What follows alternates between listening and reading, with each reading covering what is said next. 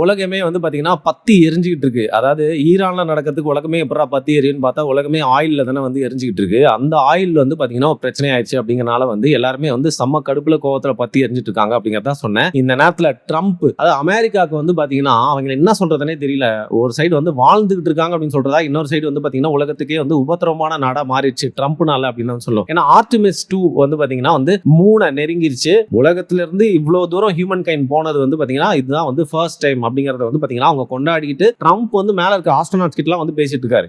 இன்னொரு பக்கம் என்ன சொல்றாருன்னு பாத்தீங்கன்னா, இதுவரைக்கும் உலக தலைவர்கள் யாரும் இந்த மாடர்ன் டைம்ஸ்ல இப்படி ஒரு வார்னிங்கோ இல்ல ஸ்டேட்மெண்ட்டோ விட்டதே இல்லைங்க. அப்படி என்னடா சொல்லிட்டாருன்னு பாத்தீங்கன்னா, இன்னைக்கு இந்த வீடியோ நீங்க பாத்துட்டு இருந்தீங்கன்னா இன்னைக்கு காலையில 5 மணி வரைக்கும் வந்து ஈரானுக்கு வந்து டைம் கொடுத்திருக்காரு ட்ரம்ப். இதுல வந்து கடந்த 2 நாளா நான் வந்து சொல்லியிருந்தேன், பச்சை பச்சையா பேசுறது, சொல்ல முடியாத வார்த்தைகள்லாம் பேசி திட்டுறது, ஒரு நாட்டுடைய தலைவர் வந்து போஸ்ட் போடுவாரா அப்படிங்கிற மாதிரி வந்து பாத்தீங்கன்னா சொல்ல முடியாத வார்த்தைகள்லாம் வந்து பயன்படுத்தி சும்மா இறங்கி செஞ்சிட்டு இருந்தாப்ல ஒரு ரோட்டு சண்டையில பேசுற மாதிரி. அதற்கு வந்து ஒரு கிரவுண்ட் வச்ச மாதிரி என்ன சொல்லிட்டாரு இப்பன்னு பாத்தீங்கன்னா, ஈரானுக்கு நாங்க பல வார்னிங்க கொடுத்துட்டோம், அவங்க எங்க பேச்சு வந்து கேட்க மாட்டாங்க, குறிப்பா ஸ்ட்ரைட் ஆஃப் ஹார்மஸ் வந்து திறந்து விடணும் அப்படிங்கிற நாங்க தொடர்ந்து சொல்லிக்கிட்டே இருக்கோம், பல வாட்டி வார்னிங் கொடுத்தும் கேட்க மாட்டாங்க. அது மட்டும் இல்லாம நாங்க சொல்ற கண்டிஷன்ஸ்க்குலாம் வந்து எந்த ஒரு நிபந்தனையும் இல்லாம வந்து போகணும், நாங்க சொல்றது கேட்கணும் அப்படிங்கிறது ஏத்துக்கவே மாட்டாங்க. இதனால நான் என்ன பண்ண போறேன் அப்படின்னா, நாளைக்கு காலைல 5 மணி வரைக்கும் உங்களுக்கு டைம், அதற்குள்ள நாங்க சொல்ற டிமாண்ட்ஸ் எல்லாம் ஏத்துக்கிட்டு ஸ்ட்ரைட் ஆஃப் ஹார்மஸ் திறந்து விடுறது மட்டும் இல்லாம மற்ற நடவடிக்கை எல்லாம் நீங்க ஈடுபடல அப்படின்னா உங்களுடைய நாட்டுல இவனால இன்ஃப்ராஸ்ட்ரக்சரை உடைச்சோம், உங்களோட நாட்டுல வந்து கரண்ட்டை கட் பண்ணோம், உங்க நாட்டோட பவர் சப்ளை பவர் பிளான்ஸ் எல்லாம் உடைச்சோம்,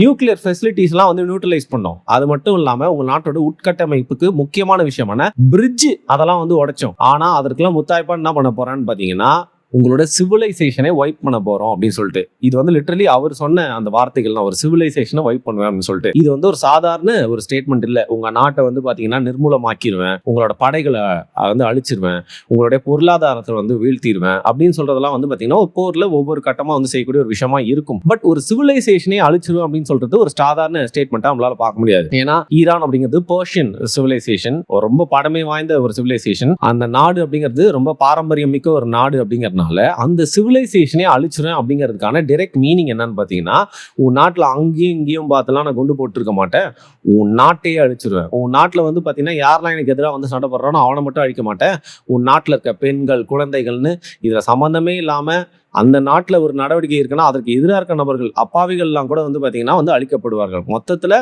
இந்த வந்து வீம்பு நடவடிக்கை, இது வந்து பாத்தீங்கன்னா ஒரு ரவுடிசம் அப்படின்றத பார்க்க முடியும். அதை வந்து தன்னுடைய ஸ்டேட்மெண்ட்லயே வந்து பாத்தீங்கன்னா தானே வந்து ஒத்துக்கிட்டு இருக்காரு ட்ரம்ப். அப்படிங்கறதா ஒரு சிவிலைசேஷனே வந்து அழிச்சிருவேன் அப்படின்னு சொல்றதுக்கான ஒரு உதாரணம் அப்படின்னு நம்மளால பார்க்க முடியும். இதை சில பேர் எப்படி டெபிக் பண்ணி பாக்குறாங்க அப்படின்னா வந்து ஒரு சிவிலைசேஷனே எப்படி அழிக்க முடியும், தொடர்ந்து ஸ்ட்ரைக்ஸ் நடத்திட்டே இருந்தாலும் வந்து பார்த்தீங்கன்னா ரிட்டாலியேஷன் இருக்கும். ஒரு நைட்டில் ஒரு நாளில் வந்து அவ்வளோ பெரிய நாட்டை வந்து நீங்கள் வந்து ஏர் ஸ்ட்ரைக் மட்டும் பண்ணி வந்து அழிக்க முடியாது, நீங்கள் வந்து வார்ஷிப்ஸ்லாம் யூஸ் பண்ணி மட்டும் அழிக்க முடியாது. அப்படின்னா இதுக்கு என்ன அர்த்தம் அப்படின்னு பார்த்தீங்கன்னா, இது ஒரு நியூக்ளியர் அட்டாக் உண்டான ஒரு வார்னிங்காகவும் இருக்கலாம். ஏன்னா ஒரு சிவிலைசேஷனே வேரோட அழிக்கணும் அப்படின்னா ரொம்ப ஈஸியாக அதை ஒரே நாளில் பண்ண முடியும்னா வந்து பார்த்தீங்கன்னா ஒரு நியூக்ளியர் பாம்னால மட்டும்தான் பண்ண முடியும்.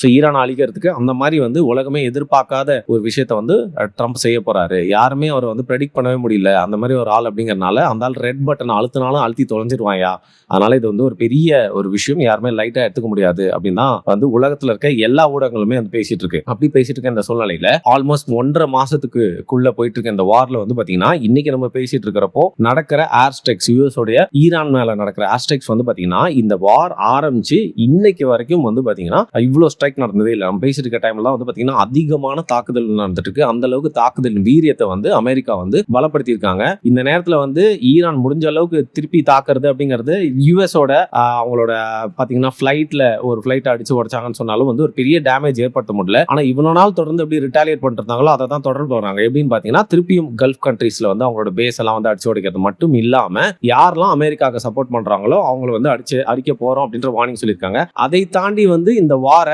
எங்களுடைய நாட்டுல இருந்து வெளில எடுத்துட்டு போ, அதாவது வந்து பாத்தீங்கன்னா அமெரிக்கா கிட்டையும் எடுத்துட்டு போறதுக்கு நாங்க தயங்க மாட்டோம் அப்படின்னு சொல்லியிருக்காங்க. ஆனா ஈரான் வந்து பாத்தீங்கன்னா அவங்களுடைய தைரியத்தை நம்ம பாராட்டலாம் அப்படின்னு சொன்னாலும் வந்து எந்த ஒரு இடத்துல இருந்து இதை சொல்றாங்க. ஏன்னா முழுக்க வந்து பாத்தீங்கன்னா கண்ட்ரியோட இன்ஃப்ராஸ்ட்ரக்சர் மட்டும் இல்லாம அவங்களோட டிஃபென்ஸ் லைனை செம்மையா குழப்பி வச்சிருக்காங்க அமெரிக்கா. இதையும் தாண்டி வந்து இன்னும் ஈரான் சொல்லக்கூடிய விஷயம் என்னன்னு பாத்தீங்கன்னா, நாங்க எதிர்த்தாக்குதல் பண்ணுவோம் கல்ஃப் கண்ட்ரிஸ் மேல மட்டும் இல்லாம அமெரிக்காவின் பேசஸ் மேல தொடர்ந்து பாத்தீங்கன்னா தாக்குதல் பண்ணி பழி வாங்குவோம். ஆனா நீங்க என் கூட வந்து பேச்சுவார்த்தைக்கு வான்னு கூப்பிடுறீங்க அப்படின்னா நாங்க ஒரு 10 பாயிண்ட்ஸ் வச்சிருக்கோம். அந்த 10 பாயிண்ட்டையும் நீங்க வந்து ஏத்துக்கிட்டு வந்தா மட்டும் தான் இந்த பேச்சுவார்த்தைக்கு நாங்க வருவோம். நாங்க சீஸ் ஃபயருக்கு ஒத்துப்போம். ஏன்னா சீஸ் ஃபயர் அப்படிங்கிறது இன்னும் 2 வாட்டி பார்த்தீங்கன்னா யுஎஸ் ஏற்கனவே வந்து கேட்டிருந்தாங்க.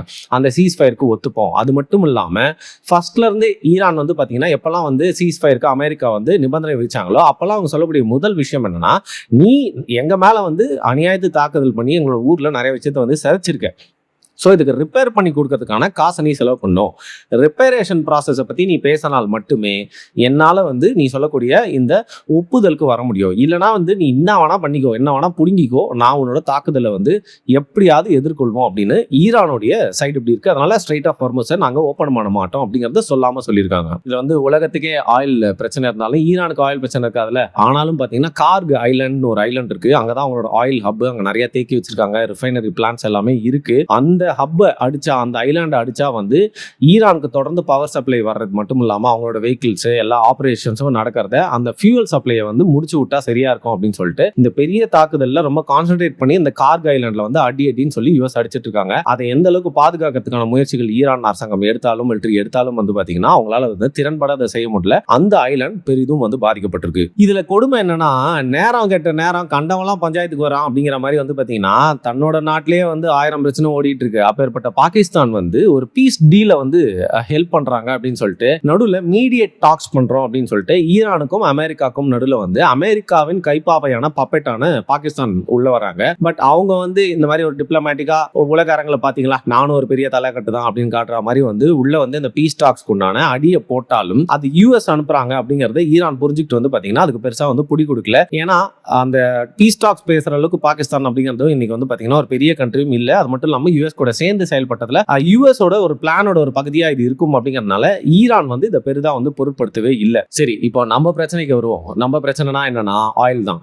ஸோ பேசிக்லி இந்த விஷயம் நடந்துட்டு இருக்கும்போது வந்து இவ்வளோ நாள் வந்து நம்ம தப்பிச்சுக்கிட்டு இருந்தோம் அப்படின்னு தான் வந்து சொல்லணும். ஏன்னா இந்த பிரச்சனை நடக்க ஆரம்பிச்சோன்னா ஃபர்ஸ்ட் நம்மளுக்கு ஏற்பட்டது ஒரு ஸ்கேர்சிட்டி. அதில் வந்து பார்த்தீங்கன்னா இந்த எல்பிஜி வந்து ஒரு பெரிய ப்ராப்ளமாக இருந்துச்சு. நம்ம போய் அந்த பெட்ரோல் பங்க்ல நின்னது, அந்த கேஸ் சிலிண்டருக்காக வந்து பார்த்தீங்கன்னா புக் பண்ணி வச்சுட்டு காத்துட்டு இருந்தது, இந்த மாதிரி பிரச்சனைகள்லாம் வந்தாலும் அதுக்கப்புறம் எல்லாமே ஒரு இயல்பு நிலைக்கு திரும்புற மாதிரியான சூழ்நிலைக்கு வந்திருக்கு. இப்போ நம்ம பேசிட்டு இருக்க வரைக்கும் பார்த்தீங்கன்னா ஒரு பெரிய பிரச்சனை இல்லாத மாதிரி பதட்டம் இல்லாம தான் வந்து போயிட்டு இருக்க மாதிரி இருக்குல்ல. ஆனால் அதிகாரப்பூர்வமாக வந்து பார்த்தீங்கன்னா நம்ம இந்தியாவில் இந்த ஆயிலோட பிரைஸ் நிர்ணயம் பண்ணக்கூடிய அந்த அசோசியேஷன்ல வந்து பார்த்தீங்கன்னா ஒரு ட்வீட் ஒன்று போட்டிருக்காங்க. அது வந்து பார்க்கறதுக்கே ரொம்ப பயமா இருந்துச்சு. அதாவது கண்டிப்பாக இவ்வளோ நாள் ஏற்பட்ட இம்பேக்டோடைய இப்போ நடந்துட்டு இருக்க இந்த போரோட இம்பேக்ட் வந்து பார்க்குறப்போ இது வந்து சீக்கிரம் முடிகிற மாதிரி இல்லை. இவ்வளோ நாள் வந்து பார்த்தீங்கன்னா ப்ரைஸஸ்லாம் வந்து ஹைக் ஆகாமல் இருந்துச்சு. பட் அதுக்கான டைம் வந்து முடிஞ்சு போச்சு. ஸோ கூடிய விரைவில் இந்தியாவில் எந்த நேரத்தில் வேணால் வந்து பார்த்தீங்கன்னா ஆயில் ப்ரைஸஸ்லாம் வந்து ஏற்றப்படலாம். அதுக்கான அதிகாரப்பூர்வ அறிவு போகிறதுக்கான எல்லா வாய்ப்பும் இருக்குன்னு சொல்லிட்டு நம்மளெல்லாம் வந்து வார்ன் பண்ணல, நம்மளெல்லாம் வந்து ப்ரிப்பேர் பண்ணியிருக்காங்க.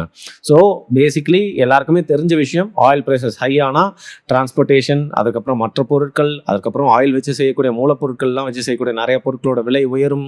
ஏற்கனவே நம்ம காண்டம் கிரைசிஸ்னு ஒரு விஷயத்தில் பேசியிருக்கோம். ஸோ காண்டம் கிரைசிஸ் அப்படிங்கிறது சும்மா ஒரு உதாரணம் தாங்க, ஒரு வித்தியாசமான பொருள் அப்படிங்கிறதுனால எல்லாருமே ஒரு நியூஸாக பார்ப்பாங்கன்னு சொன்னாங்க. பட் நம்ம அத்தியாவசியமாக பயன்படுத்திட்டு இருக்க நிறைய பொருட்களுக்கான மூலப்பொருட்கள் வந்து பார்த்திங்கன்னா இந்த ஆயில் கிரைசிஸ்னால விலை உயர்றது மட்டும் இல்லாமல் நம்ம சாப்பிட்ற காய்கறியிலேருந்து நம்ம யூஸ் பண்ணுற குட்டி குட்டி விஷயங்களுக்கு நம்மளை சேர்றதுக்குள்ள பல ப்ரைஸ் ஹைக்கில் வந்து செய்கிறோம். ஸோ பேசிக்லி ஆயில் ப்ரைஸஸ் வந்து நிறைய நாடுகளில் ஆல்ரெடி வந்து ஏற்றிட்டாங்க. பாகிஸ்தான் போட்ட நாடுகள்லாம் வந்து அநியாயத்துக்கு ஏற்றினது மட்டும் இல்லாமல் அங்கெல்லாம் வந்து ஒரு பெரிய வேறு வழியே இல்லாமல் வந்து பார்த்திங்கன்னா பல பேர் வண்டியே ஓட்டாமல் இருக்காங்க அளவுக்கு இருக்குது. அப்பேற்பட்ட சூழ்நிலையில் இந்தியாவிலும் சீக்கிரமாக வந்து ட்ரம்ப் பண்ணுற இந்த அட்ராசிட்டினால, ஈரான் பிரச்சனைனால வந்து பார்த்திங்கன்னா ஒரு ஹைக்கு சீக்கிரமாக நம்ம வந்து பார்க்க நேரிடும் அப்படிங்கிறத நம்மளுக்கு வந்து ப்ரிப்பரேஷன் மாதிரி பண்ணியிருக்காங்க. எது எப்படியோ இந்த நம்ம பேசிகிட்டு இருக்கப்போ வந்து பார்த்திங்கன்னா இந்த தாக்குதல் வந்து நடந்துட்டு இருக்கும். ஸோ அந்த வார்னிங்கை வந்து ஈரான் வந்து பெருசாக எடுத்துக்கிட்டாங்களா, இல்லை ட்ரம்ப்பு சிவிலைசேஷனே வந்து தொடச்சி விட்டுருவேன்னு சொன்னாரே, அதை எப்படி பண்ண போகிறாரு, அப்படி நடக்கக்கூடாது அப்படின்றத வந்து நம்ம ஒரு பெரிய வேண்டுதல் இறைவன்கிட்ட வந்து வைக்கிறோம். பட் இருந்தாலும் என்ன நடக்க போகுது அப்படிங்கிறத ஒரு பதட்டத்தோட பொறுத்து தான் பார்க்க முடியும். அடுத்த இதை சம்மந்தப்பட்ட ரிப்போர்ட்டோட உங்களை வந்து சந்திக்கிறேன். மிக்க நன்றி.